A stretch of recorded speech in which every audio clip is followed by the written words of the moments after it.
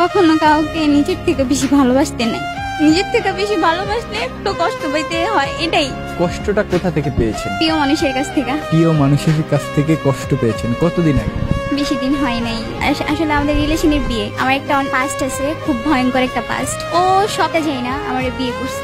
এখন আমাদের সম্পর্ক ওরকম নাই আর কি, আমার ছাইরা চলে গেছে। আগে আমার বিয়ে হয়েছিল, একটা বাচ্চা আছে, আর অতীত এগুলা যাই না। ওই ছেলে সব মাইনেই ও আমার বিয়ে করছে।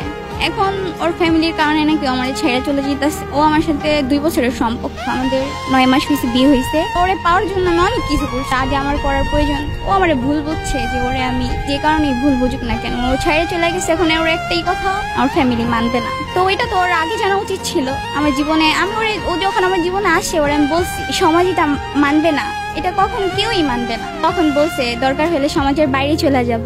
এখন ওই মানুষটাই আমার পাশে নাই। সবচেয়ে কষ্ট লাগে এটাই, যে মানুষটা আমার সবটা যেন আমার বিয়ে করলো, যে মানুষটা বলছে আমার কখনো ছেড়ে যাবে না, সে আমার ছেড়ে চলে গেছে। আমাকে মিথ্যা অপবাদ দিছে। সে কিন্তু জানি না সে আমার বিয়ে করছে। আমি একদম ভেঙে গেছি। একমাত্র আল্লাহর উপর ভরসা করে আসছি। সম্পর্ক শুরু হওয়ার আগেই তাই আমার পাশ বলছিলাম যে দেখো আমি 8-10টা মেয়ের মতো না, আমার জীবনটা খুব অন্যরকম, আলাদা। ও মানে নাই, ও আমার জন্য এটা করবো সেটা করবো, মইরা যাও। ভালোবাসলে ভালোবাসার মতো, যে সারা জীবন মৃত্যুর আগ পর্যন্ত পাশে থাকবে, এরকম ভাবে ভালোবাসা উচিত। মাঝপথে হাতটা ছাড়বে না। কখনো কাউকে নিজের থেকে বেশি ভালোবাসতে নেই। নিজের থেকে বেশি ভালোবাসলে একটু কষ্ট পেতে হয়, এটাই। আর বিশ্বাস করতে নেই, এটাই বলতে চাই। অনেক বিশ্বাস করছিলাম, বিশ্বাসটা রাখতে পারি নাই। মাঝপথে হাত ছেড়ে চলে গেছে, বলছিল কখনো ছাইরা যাবে না। আমার লাইফে যে পাস্ট ছিল বাকি, তখন আমি বুঝতাম না ভালোবাসা কি, কিন্তু আমার লাইফে আসার পরে যে ভালোবাসা কি এটা আমি বুঝতে পারছি। আর ও আমার ওরকম ভাবেই ভালোবাসছে। অনেক যত্ন করতো, কেয়ার করতো, সবসময় দেখাইতো অনেক ভালোবাসে, অনেক ভালোবাসে। এটাই আমি অন্ত ছিলাম।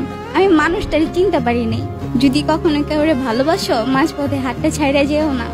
সারা জীবন পাশে থাকার চেষ্টা করো। ফ্যামিলি তো অজুহাত, বাহানা। সে যদি সত্যি আমার এক ভালোবাসতো, সে সারা দুনিয়ার সাথে লড়াই করে হইলো আমার রাখতো। তাকে অন্ধবিশ্বাস করছিলাম। সে যা বলতো তাই করতাম, সে যেভাবে বলতো ওইভাবেই চলতাম। এখন বিশ্বাসের কাছে যেহেতু হারিয়ে গেছি, এখন আর কিছু বলার নাই। এখন সামনে আগাই যেতেছি, জানি না সামনে আমার কি আছে, একমাত্র আল্লাহ তাআলা জানে। আল্লাহর উপর ভরসা রাখছি। প্রিয় মানুষটার প্রতি কোনো অভিমান আছে? অভিমান না, অনেক রাগ আছে। যদি ছাইরা যাওয়ার হইতো, এত ভালোবাসা দিল কেন, আর এত ভালোবাসলো কেন? আগেই চলে যেত, বিয়ের আগেই চলে যেত। ভালোবাসার মানুষটাকে কি কখনো ভোলা সম্ভব না? আমরা যে বলি ভালোবাসার মানুষকে ভুলা যাবো, আসলে আমরা ভুলে যেতে পারি না। এই যে আজকে আমরা এত সুন্দর একটা জায়গায় আসছি, সবচেয়ে বেশি কিন্তু তারই মিস করতেছি। তারে বলছিলাম যে এখানে সেখানে নিয়ে কত জায়গায় ঘুরাবো।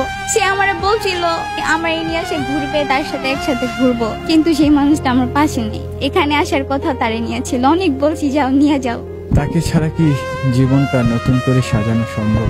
না, আমার জীবন আর সবাই বলে যে সামনে আগাও, নতুন করে জীবন শুরু করো, কিন্তু কেউ যদি কাউরে সত্যিকারের ভালোবাসে ভাইয়া মন থেকে, সে কখনই পারে না নতুন করে জীবন শুরু করতে। মায়া জিনিসটা খুব খারাপ। মানুষ চলে গেলেও মানা যায়, মানুষের স্মৃতি, মানুষের মায়া এগুলো ভোলা যায় না।